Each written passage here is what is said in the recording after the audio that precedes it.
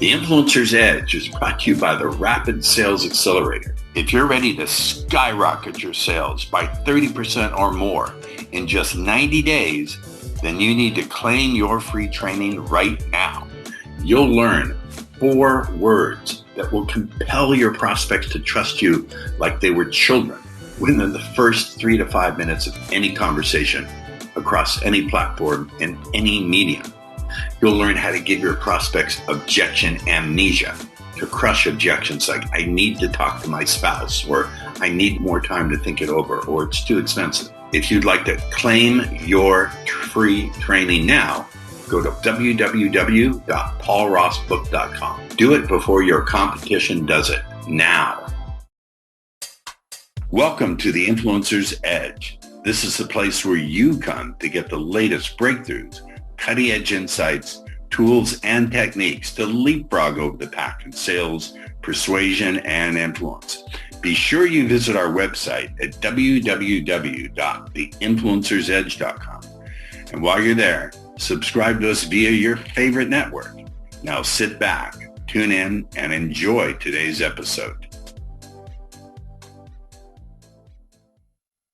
All right, welcome back to the Influencer's Edge. This is the show that colors outside the lines, disconnects the dots, and thinks outside the box. We endeavor, strive, and do our very best, I don't know any other words for it, to bring you the guests who fulfill those criteria. And I'm really looking forward, because I'm a geek, I'm really looking forward to having our chitter chatter with our guest today, Kirstin Carey. Is that Yes. correct? Yeah. So first thing I notice is it just appears, in addition to a butterfly, there appears to be a lot of diplomas on your Oh, wall. yeah. So do I have to call you Dr. Carey, or what's the? No. I basically have them all except for that to get to that level. So I can do anything that your MD can do. I just can't diagnose and I just can't prescribe. So what is that? Unpack that for us. Are you a doctor Yeah. or So I'm a holistic natural practitioner. So I have the nutrition pieces behind me and thousands of hours and 3 years of a program for that. is that like a And naturopathic doctor? Like I have it's naturopath. like all the pieces till you get to that side. So, but the only thing, again, I can't do is I can't prescribe or diagnose, but I can do all the other things, and we can run labs and Cool. we can Cool. interpret and we can do all of that fun stuff. So, and then I've got all the certifications and the alphabet soup after my name when it comes to the neuroplasticity and the holistic pieces. No, no, no, no, no, no, no, no, no. I warned you before we went on the air that you can't drop goodies like that without me Yeah. diving in. So neuroplasticity, tell me, and you also talked about neuroresilience in your Yeah, bio. that's the We'll, best. we'll get that in a second. So I've been told I'm neurodivergent, aka Mm. batshit crazy. Is there a line there between being a little nutty and being neurodivergent, or I is think one? we're all just a little bit nutty. And I think you have to be, right? Like if you really get to tap into who you really are, there is a nuttiness to it, right? Because you're not dancing by the same beat as every drum that everybody else is trying to dance to because they want to be normal. And I don't think normalcy, though that's what a lot of us say we want, that's not actually what our soul wants. That's not who we are. We're not the same everywhere, but society makes us feel like we have to be normal and we can't stand out. And I'm not saying you have to dance in the street naked, but I mean, more power to you if you want to, right? But who are we really outside of what we think the norm is? And that's what makes us brilliant. And especially if you've got a lot of small business owners or business owners listening to this podcast, we don't dance by the same drum as everyone. No. Well, the challenge becomes precisely because we do think outside the box, we Yeah. are visionaries, is how do we handle it when we have to impose structure and all that other stuff that tends to naturally repel us. I don't know if that's part of your jam or not. I'm all about it. Like I've been a business owner since I was 18, and it's because I thought differently, and I thought I didn't understand that everybody else didn't think like this. And when I work for other people, I'm not the most employable girl, and it's not because I'm not good at what I do or I'm not good. I think outside the box. I'm constantly like, well, why are we doing it this way? Isn't there a better way to do it? Can we find a better, more pleasurable way to bring money into the company and help people? Sounds to me like that's really smart. You're starting with curiosity. Yes. Yes. And that's my entire process. Basically, when I work with people in sales, is if you can get curious about what makes the other person tick, and you can be really clear that you want to help them find, is this the right process or program for you, or is it not? And that's your goal. You will close more of the right people, make more money, have happier customers, and get more referrals. Sounds like a good thing to me. Let me just move forward with your bio as much as we want to do. Okay, you are a neuroresilience specialist. So let's talk about neuroresilience. This is really important because we get these tropes, these shibboleths. Oh, I like that word. These little pieces of advice is Yeah. only quitters never win, and winners never quit. And that's all very nice and just keep going. But if your brain doesn't know how to be resilient, then you're stuck.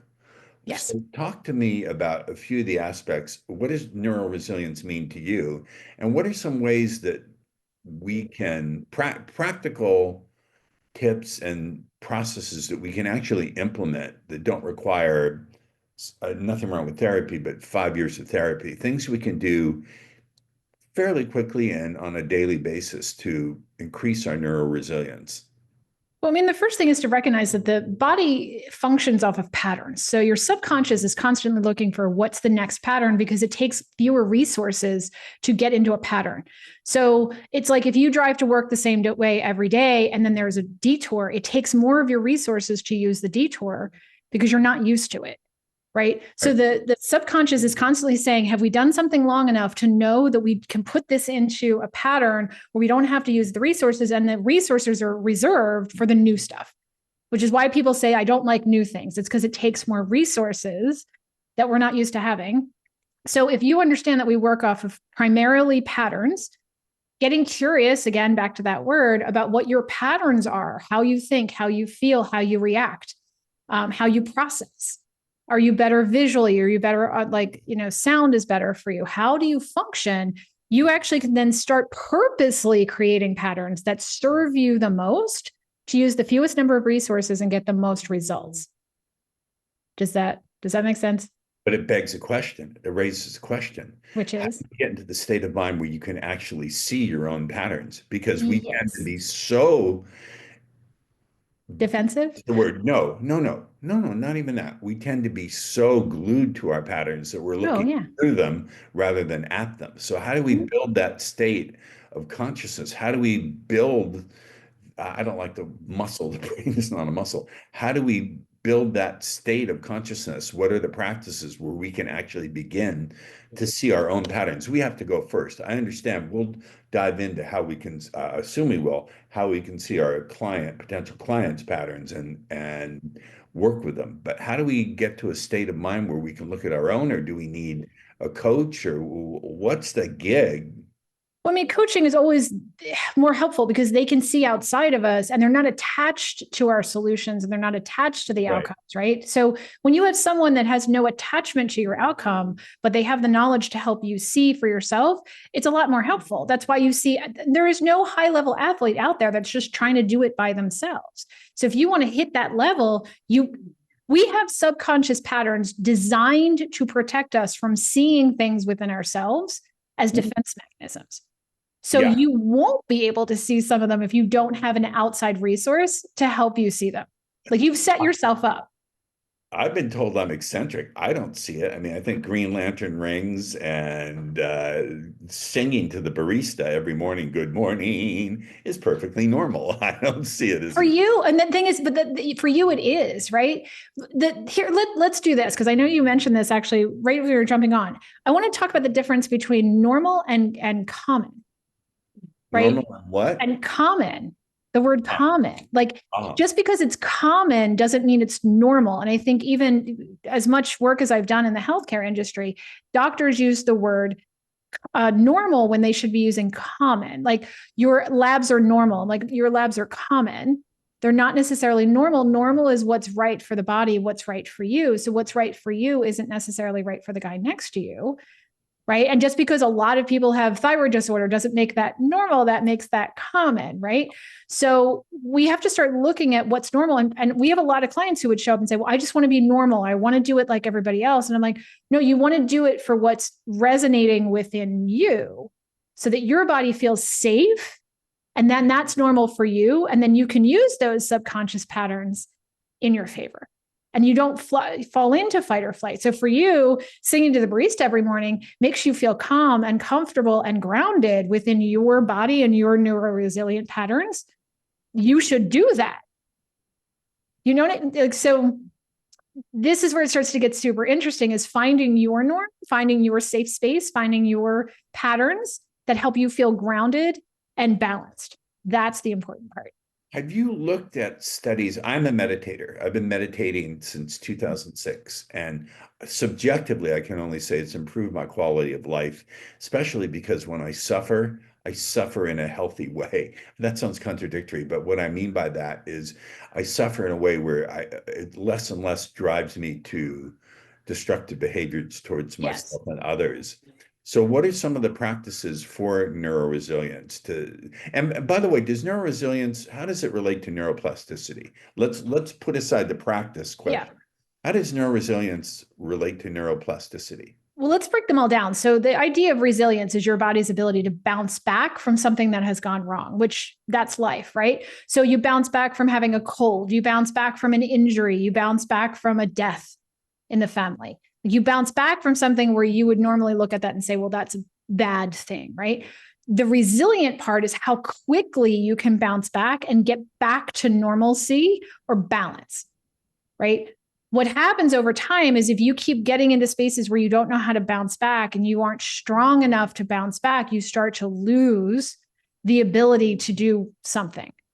So neuroresilience is more as the brain functioning. Can you come back from an emotional thing that has gone wrong? Can you come back from someone disagreeing with you? Which right now we're seeing that people can't bounce back from somebody saying, I don't agree the same way you do. Like, if you can't bounce back from somebody not agreeing with you, there's a big problem there. There's no resilience. And then they go down rabbit holes and they're all angry and they're fighting with people on social media and they can't function. That's not okay. And this has become the norm in society where there's no decency, there's no civility. The other person, if they don't agree with you, has been demonized, and your people on your side have been deified. Yeah. And it's very, very destructive. If somebody cuts you off in traffic and flips you off somewhere, you shouldn't have your whole day ruined. Right? That's not resilience, right? No. I mean, yell back at him, but then you should be able to re-regulate your system to a place where you don't feel you're in fight or flight. You're not being attacked. Now, this is something you just mentioned, a word, regulation. We will get to your work with entrepreneurs, I promise you, sooner or later. But you just mentioned, bring it, is that just assuming.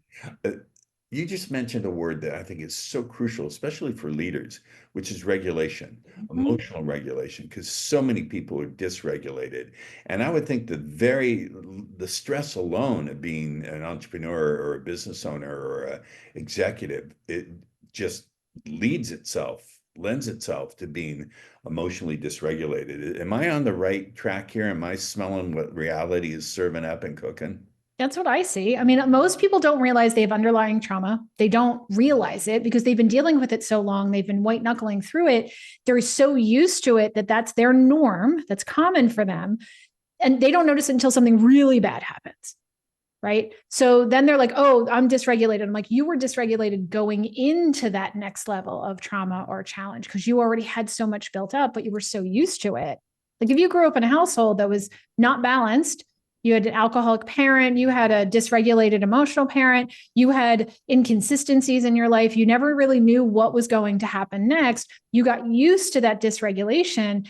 That didn't mean your body wasn't still struggling underneath, but it was so common for you that you actually started looking for dysregulated environments. Yes. Yep. So you make it worse.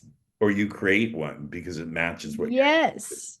Yes. Don't you think there's an interesting interplay? Just as talking to you as a scientist, I'm not, but I do meditate and I understand psychology and hypnosis, et cetera, et cetera. There's an interesting pull And tell me if I'm seeing this correctly. Between our desire for novelty, which is hardwired evolutionary, novelty can be good, and our desire for familiarity. There's Mhm. am I seeing that there's a friction between those two things daily, or am I Absolutely. Yeah. missing the boat? Yeah, about 10% of our brain really wants the newness, right? It really likes that. But the rest of us, 80 to 90% of our brain is looking for that pattern, that familiar space, that comfort zone. And so if we recognize that within ourselves and we recognize what our underlying familiar space is, and if your familiar space that you think you feel comfortable in is chaos, your life is going to be falling apart around you. But if your familiar space, you're used to knowing how to go inside, knowing how to be quiet, knowing how to be with yourself and feel comfortable there, that's what you'll gravitate towards. And the newness piece doesn't get lost in the chaos. I think this is fascinating because I think again, this I don't want to make this show about my opinions, but I want to make sure I'm sussing out, teasing out your own views. So, and the only way I know how to do that is to present this next bit in the way I'm going to as following. In order to be a good, do you think that salespeople, the way you teach it, have to be leaders? They have to lead in the sense of being in at least as good a place emotionally and mentally as their clients? They really good salespeople, if you do it the way that I would define really good salespeople, they tend to be more balanced within themselves, and they're not trying to prove anything. They're not trying to win the record this week. They're not trying to get to the yes just to prove something, right? They're inherently interested and curious about the person that they're with. They want that person to feel seen, heard, and understood. And they want to take what they're getting from that person and say, let me help you find a clear yes, this is the right time for you with the right product or service. Or no, let's get super clear. This is not the right time for you with this product or service. And Now that's that runs so contrary to all the books yes. we've read, like be a winner, be a closer, always be close. Always be closing. Yeah. Close Oh, coffee wow. is for closers. Yeah. All the stuff, right? And so I think that's why a lot of people resonate well with the way that I approach sales, is because it's not about the bro marketing win at all cost energy. It's that flow energy of, let me roll with this person, but let me also ask the hard questions. Let me get to the root of what this is. Let me understand what's really driving their decision, which a lot of times they don't know themselves. So Yes, you have to that's help very flesh true. that Pause out. right there. That's gold. Mhm. That's gold. So let's drop that gold again. Yep. So a lot of the time, the person you're talking to doesn't understand what's truly driving their final decisions or any of their decisions. So part of your job as the salesperson is to be able to get curious enough and ask the questions that help flesh that out. Can you help us understand what some of those questions would be? Yeah. So, I mean, first is like, why do you want this? Why do you want this now? Whatever this thing is. Why is this the best time for you to be doing this? I mean, you're kind of putting them up against themselves in the why are you here now? Why this? Why now? It's my favorite question to ask, no matter what I've ever consulted on. Why this? Why now? Why this? Why now?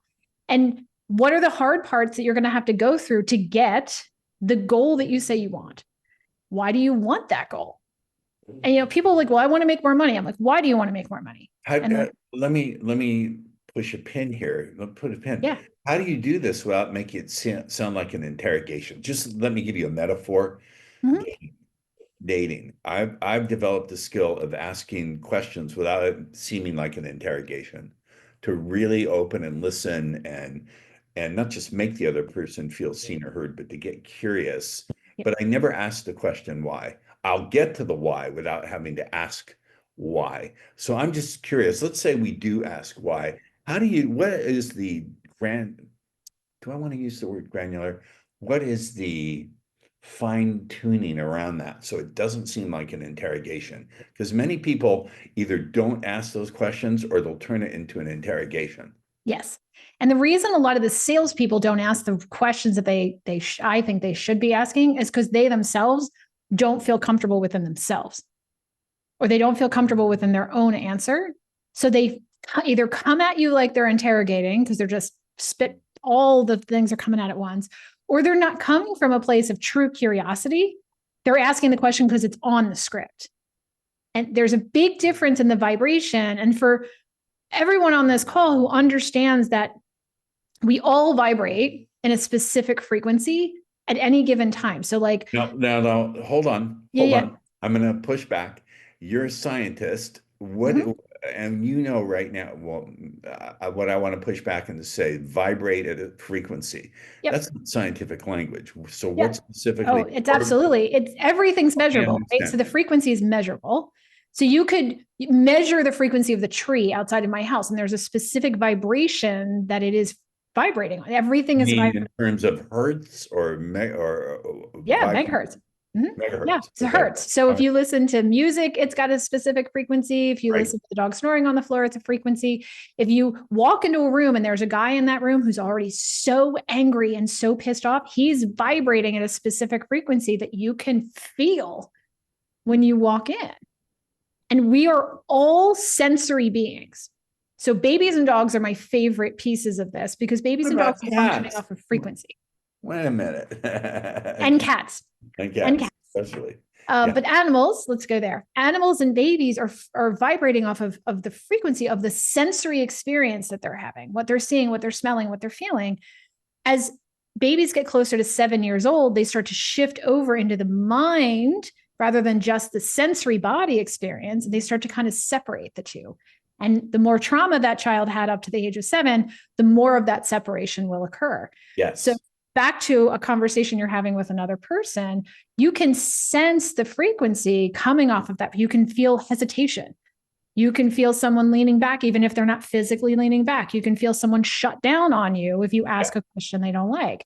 Yes, or confusion. Yes. Confusion is a huge one. And then shame around the confusion. They're confused. So much shame. They're confused. Yep. And they're ashamed of it. So they'll throw up a smoke screen. Yep. And they don't even realize they're throwing up a smoke screen. But if the salesperson, let's say you get into the money part of the conversation, the salesperson has an issue with money themselves.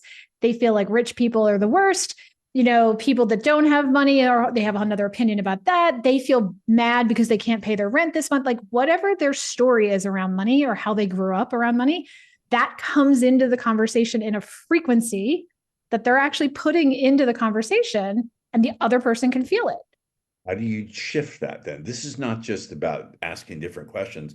This is about internal growth. I'm willing to bet that your system creates incredible dividends on someone's personal level in terms of that what you're doing is actually encouraging, teasing out, requiring personal healing rather than just learning a different technique for selling. So have you ever considered yourself to be someone who is a healer and who's teaching healing? Yeah, I mean, that's actually how I ended up getting to this side of this, because I was in sales and marketing for many years. Autoimmune conditions showed up in my life. I went back to school to heal those because I couldn't get answers. Sharing what they were, like lupus? Yes, celiac disease and Hashimoto's.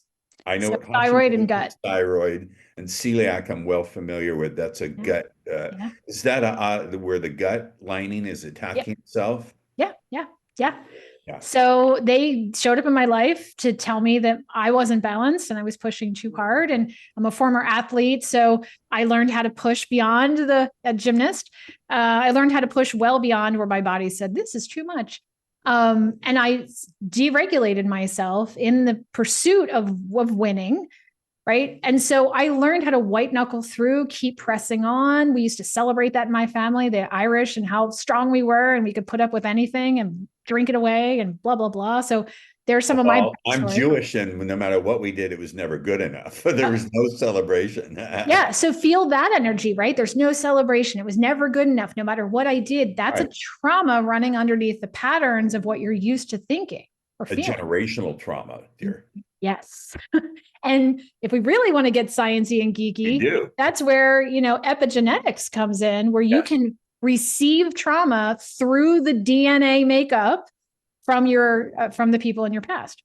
A controversial position. I believe it. I don't think it's been proven 100%, but based on the data I've seen and also the experiences I've had with myself and others, I believe that to be true. Oh yeah, they've actually repeated science experiments that are double blind and all the fun stuff. Up to 14 generations can be led down through your DNA for traumas like anxiety and all depression And it's a DNA issue. It comes through the sperm or the egg in the DNA up to 14 generations deep.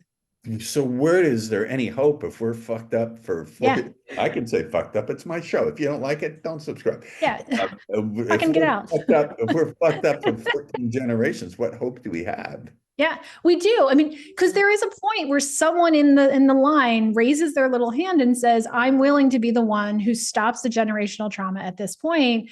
We're not going to stop all of it, but everywhere down the line at some point, because if you look at things like alcoholism and anxiety and depression and even suicide, you will see that follows generational lines. It's not shocking when you see those things through generations, but then there's someone who typically gets through and says, no, no more. I'm going to start doing the work, passing that on to the generations beyond me, and we're going to stop this from here, or at least curb it and start the process. And we're going to talk about this differently. We're going to heal differently. So you, getting back to this, when you go in and you work with a client, are you letting them know like this is going to be a healing process, or is that something that you keep quiet? It's like expedient means, where the monk says to the student, show me enlightenment, and the monk says, go rake the garden for a year. Is it something you keep on the QT, or? Yeah, I mean, we don't lead with it because you have to lead with what the person wants to heal with or heal from or fix. So if somebody's going to Google and they're searching, my closing rates are not good, I want to help them understand that part of the reason that their conversion rates aren't where they want them to be is because they themselves are part of the reason that the person isn't paying. This right? is not in any of the ads that come up on my Instagram. If you're not making my $1 million funnel, if I don't get you $300,000 in your first month, I'll write you a check for $2,000 plus refund. It's not, can your methodology actually sell in terms of, strike that. I can see how your methodology will working when your clients work with their prospects. But how do you get people, other than appearing on batshit crazy shows like this, how do you get your message across and apply your own principles? Oh, shut up, Siri. How do you apply your own principles to your own marketing? I mean, it's the same thing. You lead with what they want to fix, but then you show them how to do it. You don't lead with the how, because if people knew the how, they would have gone and fixed it. Excuse 1 second. Yeah. Just put my phone on airplane mode. So sorry, Siri was an idiot. Keep going. Siri loves you. Repeat what so I mean, it's the idea of in marketing, and this is just the marketing, this is always the principle of marketing, is you lead with what they want to be sold by, like what are they trying to fix? And you give them what they need to do that, but you can't lead with what they need to do that because they don't even know that's what they need. So they're not searching for it.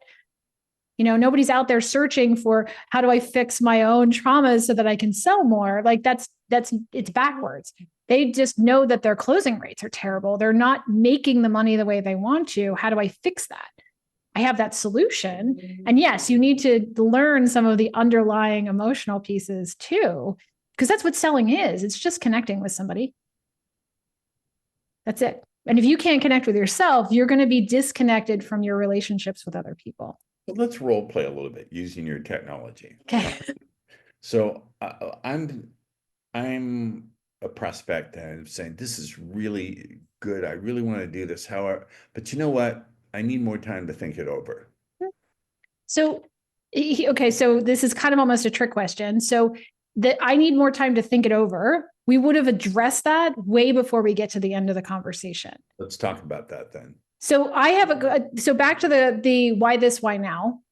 I have a conversation with them at some point. Why are you here today? Why this, why now? Is this something that you want to fix in 30 days? Is this something you're looking to fix over the next 6 months to 12 months? We have that conversation at some point woven in to the conversation already. So if somebody at the end of the call says, oh, well, I need to go think about this, I'll like, okay, absolutely. And I will absolutely say that some people are not supposed to close on one call. So let's have that conversation.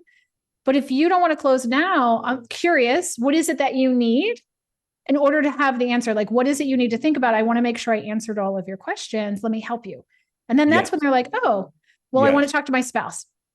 Cool. Let's talk about that. Oh, I want to think it. Oh, I never buy on the same call. Cool.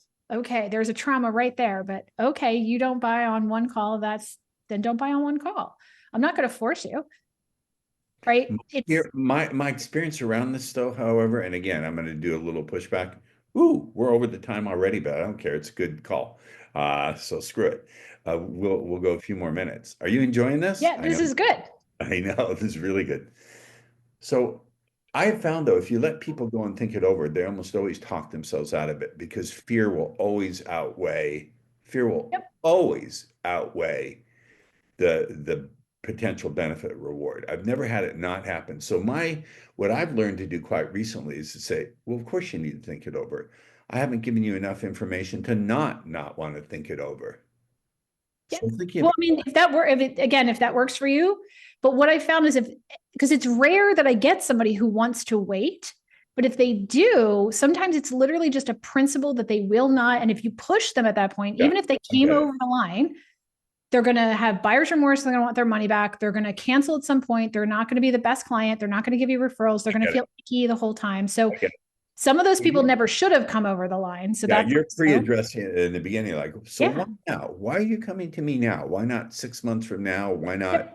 What and they're telling me. And if they're telling me at that point, well, it's not that big of a deal. And I was just curious and I just wanted to talk to you. I come at that very differently. I'm like, okay, let's have a little bit of a conversation. And then I'll say, okay, it looks like it's not the right time for you. I know you want to look at some other things and I'll let them go. Like, I'll be like, but when do you want to get back together? If they're like, well, I'll let you know. I'm like, they're gone, right? Like they're telling me, but it's rare that I get to that point because I've already seen where it's going to go through some of the conversation I have from the beginning. But most salespeople won't ask those questions because they don't want the no already. They think they can get them all the way. I'm going to convince them they're going to like me so much. I'm going to coach them. It's going to be great. And then they get there and they're so disappointed. They don't know what to do. But we shouldn't be objection handling at the end of a call.